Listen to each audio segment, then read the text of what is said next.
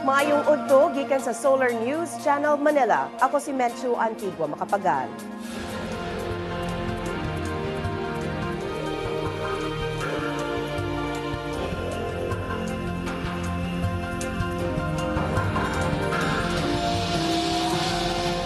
Gipasakaan na og kasong rebellion si Moro National Liberation Front Chair Nur Miswari ug ubang miyembro sa MNLF nunot sa krisis sa Zamboanga. Gihulipan na ang hepe sa Zamboanga City Police nga si Chiquito Malayo. Ikiha na karong adlaw sa National Bureau of Investigation ang pipila sa mga giingong nalambigit sa Malampaya Fund Scam. Ug magtagbo sa Davao City ang mga key leaders sa Moro National Liberation Front. Aduna na gihulip sa girilibuhang hepe sa kapulisan sa Zamboanga City. Si Liza Hoxon adunay detalye. Liza? Mencho, nagsimula na ngang manungkulan ngayon bilang bagong hepe ng Zamboanga City Police Office si Senior Superintendent Dennis Basni.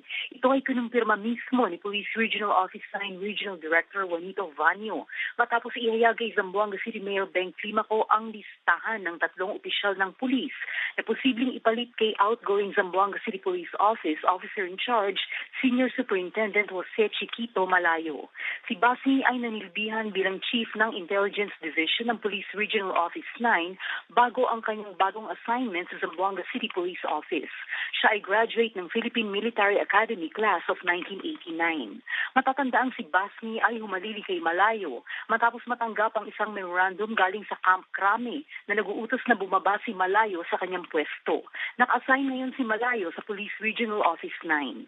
Ayon na rin sa statement ng pulisya kaninang umaga, ang relief ni Malayo ay parte na rin ng isang proseso kung saan nararapat lamang siyang magpahinga matapos ang matinding pinagdaanan nito sa pakikipaglaban sa MNLF.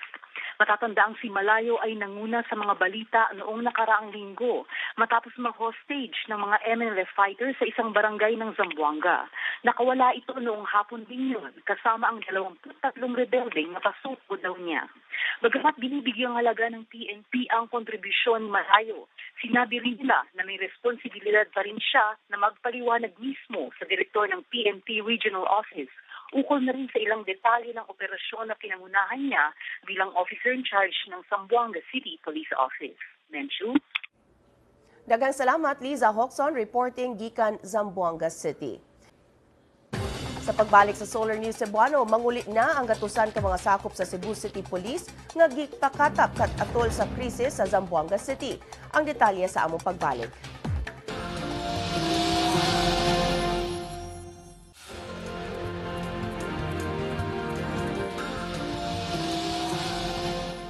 Sa paggawa sa issue sa pork barrel, daghan ang nahibulong o kung asa bagyud gikan ang termino nga pork barrel ug kung nganong kontrobersal kini. Atong sayron ang detalye sa report ni Luigi Flores. Ang termino nga pork barrel naggikan sa premyo nga giilugan sa mga ulipon sa wala pa ang Civil War sa Amerika nga usa ka barrel sa salt pork. Mao kini ang pork barrel, ang karneng baboy gisulod sa mga barrel aron ipakaon sa katawhan. Sa Pilipinas, ana ang pork barrel dul-ana sa gatos ka tuig. Nahimo nang nag-unang isyu ang kwarta sa politika dihang giingong gigamit ni Ferdinand Marcos ang kwarta aron mamanipula ang tibuok nasod. Human sa 1986 EDSA revolution nga giisip nga mihinlo sa kanhing sistema, mibalik ang pork barrel. Adtong higayuna, ginganlan na ang pork barrel og Countrywide Development Fund kun CDF. Sa sistema sa CDF, motumbok og proyekto ang usa ka magbabalaod. Unya, iduso sa magbabalaod ngadto sa kadagkuan sa Senate o sa House ang proyekto nga ipasa gilayon sa Department of Budget and Management. Dayon, maaprobahan ang proyekto ug mapunduhan.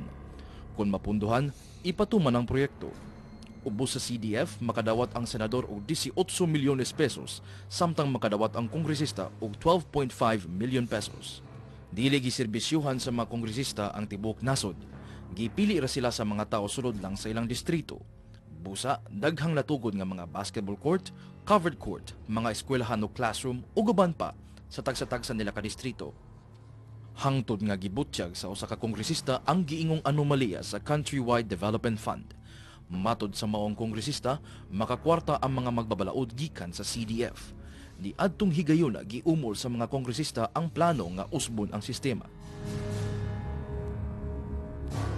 ug ang CDF ginganlan og Priority Development Assistance Fund kun PDAF. Ang nakalahi sa PDAF ngadto sa CDF, mas dako ang pondo nga gigahin ngadto sa mga magbabalaod. 70 milyones pesos alang sa mga kongresista ug 200 milyones pesos alang sa mga senador. Apan, mas estrikto ang lagda sa paggamit sa PDAF. Limitado lang ang kapilian sa mga magbabalaod alang sa mga proyekto. Ni anang higayuna na isyu na sabang pork barrel, gisugyot na sab sa pipila ka mga magbabalaod ang pagwagtang sa pork barrel. Sama ni adtong Setyembre 2004, miluwat og press release si kanhi kongresista Butch Aquino. Matod sa press release, 25 ka mga kongresista ang bipirma og sulat ngadto kang kanhing House Speaker Jose de Venecia alang sa pagwagtang sa pork barrel. Bisan kung walay kwarta ang ma-release gyud ngadto sa mga magbabalaod, giaprobahan ang pundo alang sa mga proposed projects.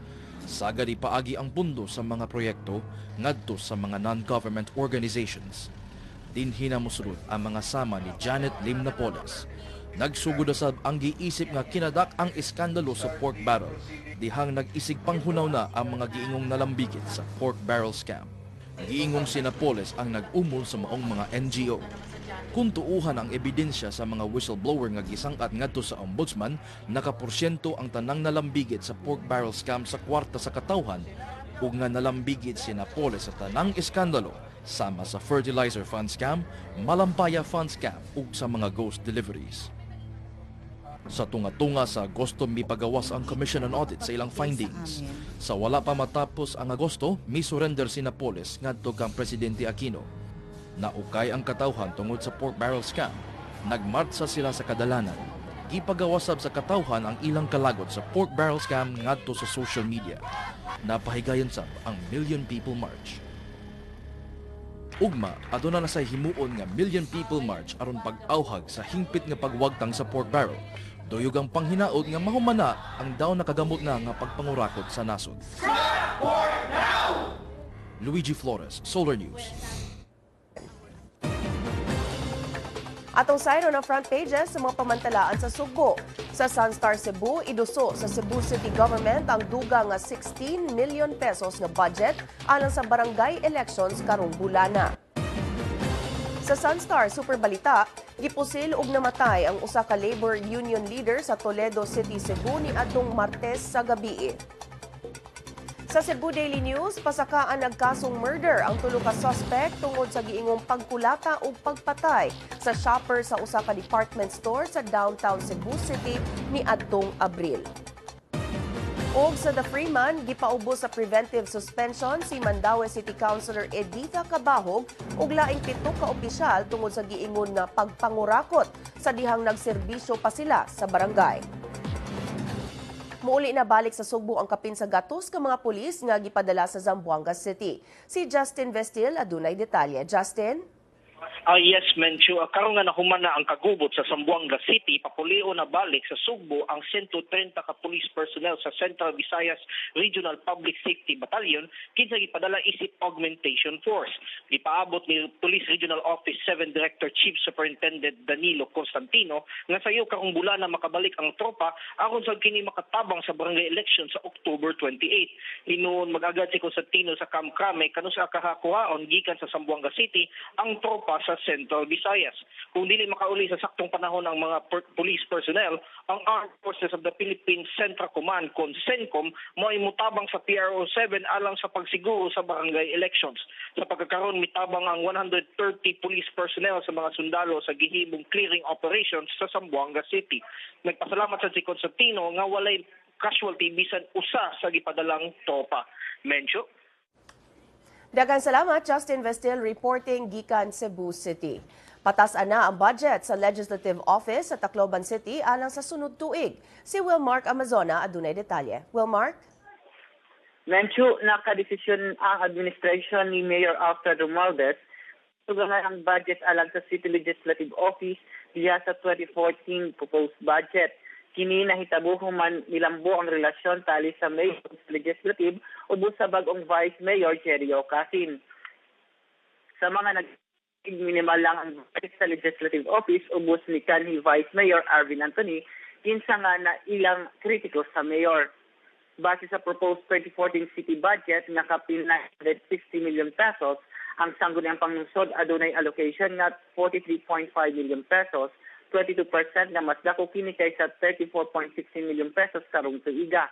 Labing dako sa gahin sa Legislative Office mo padulong sa personal services nga gipatas ansab ngadto sa 9.4 million pesos. Ang increase sa budget sa Legislative Office na human sa gihimong executive legislative agenda nunot sa maayong relasyon tali sa buhatan sa mayor o sa konseho. Gipasabot ni Vice Mayor Yocasin nga usa kini sa positive development sanglit ang legislative body usa ka independent body ug dili angay nga diktaran sa executive branch ug sa budget alang niini dili angay ibutang ubos sa approval sa mayor sa dili pa i-release. Daghang salamat, Wilmark Amazona reporting gikan Tacloban City. Ani ang front pages sa mga pamantalaan sa Mindanao. Sa bandera Mindanao, gipasakaan sa kilusang magbubukid ng Pilipinas ug kasong plunder si Presidente Noynoy Aquino ug ubang mga cabinet officials. Sa Mindanao Daily, Northern Mindanao, mibakwit ang gatusan ka mga tao tungod sa panagsangka sa mga sundalo ug mga sakop sa NPA sa Lagonglong ug Balingasag, Misamis Oriental. Sa Mindanao Daily, Western Mindanao, gibutyag sa mga opisyal sa Zamboanga City nga makabangon ra ang syudad human sa kagubot nga milungkad og 3 ka semana. Sa Mindanao Daily, Caraga, ilista sa Surigao City Police ang mga election hotspots sa syudad alang sa barangay elections karong bulana. Ug sa Mindanao Daily, Davao, giauhag sa mga local officials sa Mindanao nga i-realign ang pondo sa PDAP alang sa peace efforts sa lugar.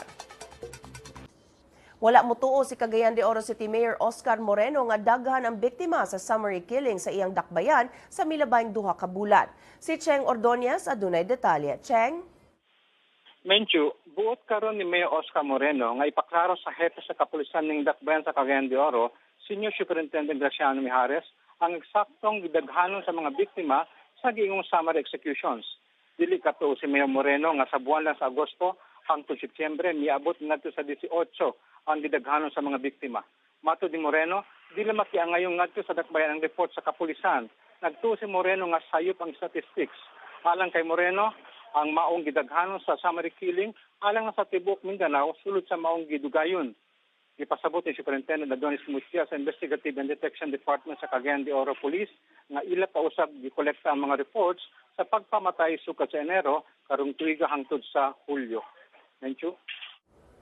Daghang salamat, Cheng Ordonez reporting gikan Cagayan de Oro City. Kung buot ninyo matanaw pag-usab ang episode karon sa Solar News Cebuano, i-like ang among Facebook page, Solar News Cebuano. Bisitahi sa among website, www.solarnews.ph. Alang sa inyong mga sugyot o komentaryo, mahimo sab ninyo kining i-email sa solarnewscebuano@solartv.ph.